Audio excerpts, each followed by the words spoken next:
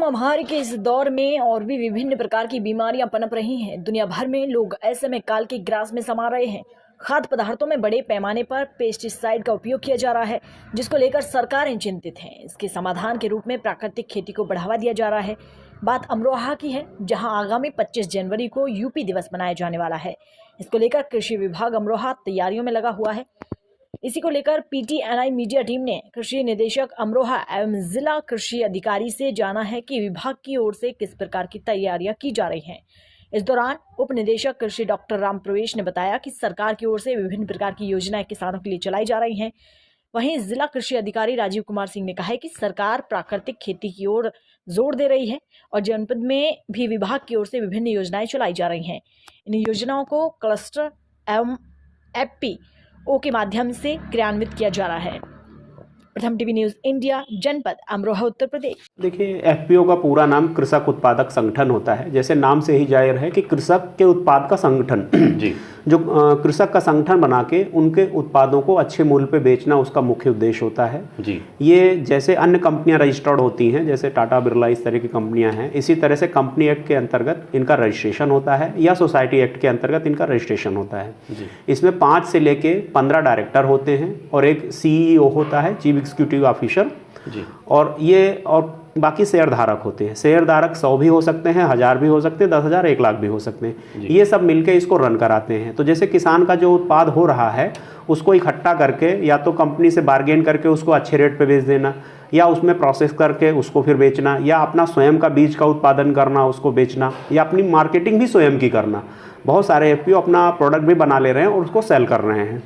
इसके साथ साथ जो उनकी आवश्यकताएँ हैं, जैसे एग्री इनपुट्स हैं, पशु आहार है, या उनकी डेली नीड्स की ज़रूरतें हैं, उन सब की भी सप्लाई के लिए संगठन इकट्ठा करके वो चीज़ें खरीद के अपने लोगों को सप्लाई कर सकता है।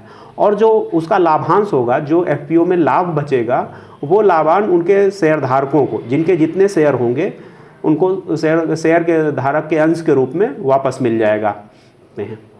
यूपी दिवस के अवसर पर क्या कुछ देखिए, इस समय इंटरनेशनल ईयर ऑफ मिलेट मनाया जा रहा है, जिसमें हमारे ज्वार, बाजरा है, सावा, कोदो, काकुन, ये सारी चीज़ें जो स्मॉलर मिलेट है, जिसे मोटा अनाज भी कहते हैं। आज की डेट में गेहूं की जो ग्लूटेन है उसकी वजह से बहुत सारी समस्याएं आ रही हैं। तो इसमें ये जो स्मॉलर मिलेट है या मोटा अनाज है, इसके प्रमोशन की बात चल रही है, क्योंकि ये बहुत ज़्यादा न्यूट्रिशियस भी हैं और हमारी हेल्थ के लिए, जैसे डायबिटीज़ है, कैंसर है और जो डाइजेस्टिव रिलेटेड प्रॉब्लम्स हैं, इन सब चीज़ों का समाधान इन मिलेट्स में है। तो इसके प्रमोशन के लिए इस जो हमारा यूपी दिवस है, इसमें हम इसको प्रमोट करेंगे। और भविष्य में हमारे यहाँ योजना बन रही है कृषि विभाग में, जिसमें हम लोग अनुदान पे किसान भाइयों को बीज भी उपलब्ध कराएंगे। देखिए, किसान सम्मान निधि में अपना जनपद अमरोहा पूरे प्रदेश में भूले कंकन में नंबर 1 रहा।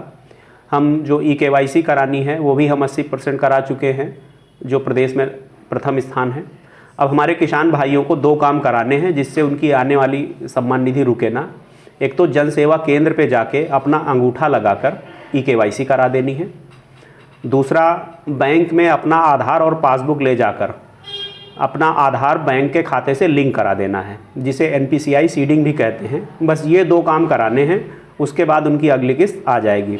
इसके साथ साथ जिन किसान भाइयों की सम्मान निधि ना आ रही हो, वो जन सेवा केंद्र पे जाके या अपने लैपटॉप से ही नया फॉर्म भर दें। फॉर्म भरने के बाद उन्हें कुछ नहीं करना है, ऑटोमेटिक वो तहसील पे पहुंच जाएगा। तहसील से स्वतः सत्यापन हो जाएगा। तहसील से सत्यापन के बाद DD लॉगिन पे आ जाएगा। हम अपने लॉगिन से उसे सत्यापित करा लेंगे और एक घोषणा पत्र किसान भाइयों से अपने क्षेत्रीय कर्मचारियों के माध्यम से ले लेंगे। उसके बाद हम भी उसको पात्र या अपात्र जैसा भी निकलेंगे वो करते हुए उसका डाटा आगे बढ़ा दिया जाएगा, जो कि ऑटोमेटिक अगली किस्त फिर आ जाएगी। अगर आप EKYC नहीं कराएंगे तो आपकी किस्त ऑटोमेटिक रुक जाएगी। या बहुत सारे किसान भाई ऐसे हैं जिनका पहले अकाउंट में पेमेंट हो रहा था, अब सरकार ने आधार बेस पेमेंट कर दिया है, यानी जो खाता आधार से लिंक होगा उस खाते में जाने लगेगी। जैसे अभी पिछले तहसील दिवस में एक किसान भाई मिले थे, उनका पहले SBI में आता था, बाद में अब उनका आधार लिंक खाते में आने लगा, तो उनका श्रेयस ग्रामीण बैंक में आने लगा। उनका कहना था कि मेरी नहीं आ रही है, जबकि उनका देखा गया तो उनके ग्रामीण बैंक में आ रही है। तो ऐसे किसान जिनकी 3-4 किस्तें अभी तक, मान लीजिए 12वीं किस्त आई थी या 11वीं किस्त आई थी और नहीं आई, तो आपने एक बार जो भी और बैंक खाते हैं उसमें भी चेक करा ले, हो सकता है आधार लिंक हो और उसमें आ गई हो। देखिए, उत्तर प्रदेश सरकार की ओर से उत्तर प्रदेश दिवस 24 जनवरी को मनाने का निर्णय लिया गया है और ये 3 दिवसीय कार्यक्रम रखे गए हैं, 24, 25 और 26 तारीख को। 26 तारीख को इस दिवस के कार्यक्रमों का समापन होगा। कृषि विभाग द्वारा दिनांक 25 तारीख को जनपद में Ramlila ground JS Hindu inter college के मैदान में एक कृषि मेला और प्रदर्शनी का आयोजन किया जा रहा है। वहाँ पर एक कृषि गोष्ठी भी आयोजित की जाएगी।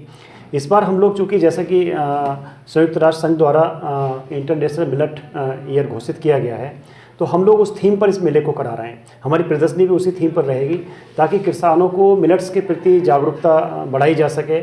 चूँकि हमारे जनपद में ख़ास तौर से हमारे यहाँ मोनोक्रॉपिंग होती है, गन्ना और गेहूं की, मिलेट्स की खेती बहुत कम होती है और मिलेट्स हमारे जीवन में स्वास्थ्य की दृष्टि से बहुत अधिक महत्वपूर्ण है। मिलेट्स में कम लागत आती है और अच्छा उत्पादन मिल जाता है, अच्छी आय किसानों को हो जाती है। तो सरकार ये चाहती है कि मिलेट्स के रूप में मनाकर और मिलेट्स के प्रति जागरूकता अभियान बढ़ाया जाए। तो हमारा पूरा कार्यक्रम इस बार मिलेट्स पर फोकस रहेगा। बाकी किसानों को रबी की बुवाई और रबी की फसलों से संबंधित तकनीकी जानकारी हमारे कृषि वैज्ञानिकों द्वारा दी जाए।